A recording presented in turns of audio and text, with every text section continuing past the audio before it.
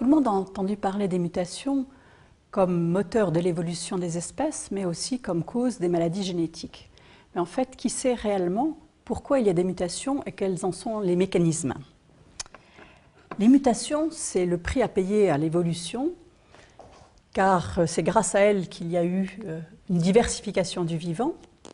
Et de ce fait-là, il y a bien des mécanismes qui viennent de notre configuration dans le cosmos. Et la première source de mutation, ce sont les rayonnements qui sont capables de casser le code de l'ADN, la molécule d'ADN.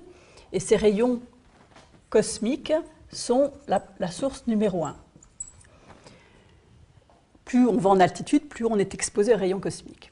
La deuxième source de cassure de l'ADN, ce sont les rayons telluriques qui viennent des roches, et en particulier des roches qui contiennent des éléments radioactifs comme le granit, qui sont plus mineurs par rapport aux rayons cosmiques, mais qui jouent également un rôle. Et puis il y a une troisième catégorie qui est liée à notre destin commun avec beaucoup de virus qui sont incorporés à notre génome. Ce sont les virus qui sont partie de notre génome, mais qui ont encore la capacité de changer de place, de sauter quelque part, et qui peuvent faire des ruptures dans des gènes importants. Il y a également, malheureusement, les sources artificielles de produits qui sont mutagènes, donc qui changent le code génétique. Les sources artificielles sont liées à notre civilisation dite développée ou industrielle. Donc, vous avez des produits chimiques qui sont des mutagènes, puis vous avez la radioactivité artificielle, et dont la radiologie médicale, qui a été une très grande source médicale, qui a été une très grande source de mutations, certainement, dans les générations qui ont été très exposées à cette radio. Maintenant, on fait beaucoup plus attention à ces choses-là.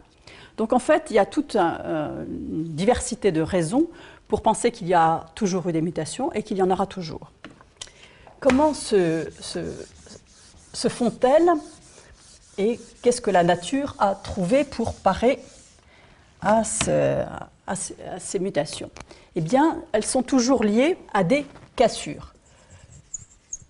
Et donc, comme je l'ai dit, il y a des enzymes de réparation, mais ces enzymes de réparation doivent opérer dans un environnement qui n'est pas toujours facile pour eux, donc ils font des erreurs. Ces cassures peuvent survenir au niveau du chromosome, qui est la structure la plus visible au microscope, qui se voit au moment où les cellules se divisent. Nous avons 23 paires de chromosomes dans l'espèce humaine, et il y en a 23 chromosomes qui viennent de notre père et 23 chromosomes qui viennent de notre mère. Et donc, dans chacune de ces paires de chromosomes, il y a de l'ADN, et il y a des chromosomes de toute taille, des plus petits, des plus grands. Je vais en dessiner deux différents. Voilà, il y en a qui ressemblent à ça. Disons que ça, c'est un chromosome numéro 1, ça serait un chromosome numéro 21. Celui-là est trop grand pour un 21, ça serait un 13, voilà. Et imaginons qu'un rayon cosmique arrive ici et casse l'ADN de ces chromosomes, comme ça. Eh bien, l'enzyme de réparation va tout de suite se mettre en route. Il peut bien réparer, mais il peut aussi faire, et ce n'est pas du tout rare, une erreur en recollant en fait le morceau rouge sur le chromosome noir. Et donc, il y aura un échange de matériel. Et donc, il y aura une zone de rupture qui pourra se trouver en plein milieu d'un gène important ou d'une région qui est une région de contrôle ou de modificatrice de gènes.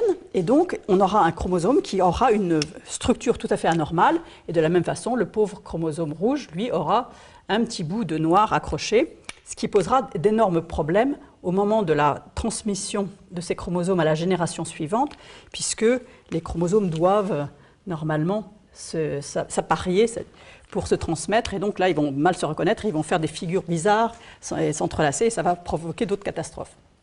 Donc ça, c'est un mécanisme qui s'appelle la translocation. Il peut y avoir de la même façon d'autres choses qui sont les inversions, où là, ce n'est plus une cassure, mais deux cassures qui interviennent, par exemple ici, voilà. Et ce morceau-là, au lieu de se recoller dans le bon sens, se recolle à l'envers, ça s'appelle donc une inversion, et les deux points de cassure peuvent être à des endroits qui portaient de l'information génétique importante et donc provoquer des dégâts. Les inversions, les translocations touchent dans l'espèce humaine à peu près une personne sur 500 dans la population et les gens sont, la plupart du temps, s'en rendent pas compte parce que ça ne provoque pas toujours des dégâts, mais chez certaines personnes, évidemment, c'est à l'origine de mutations vraiment délétères. Ce mécanisme qu'on a vu dans les chromosomes, on peut également le voir au niveau de l'ADN.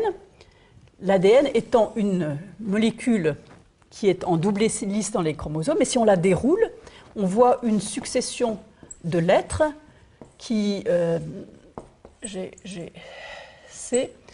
qui est un long ruban qui, à la fin, fait à peu près 1 mètre, et il y a en tout 3 milliards de ces lettres.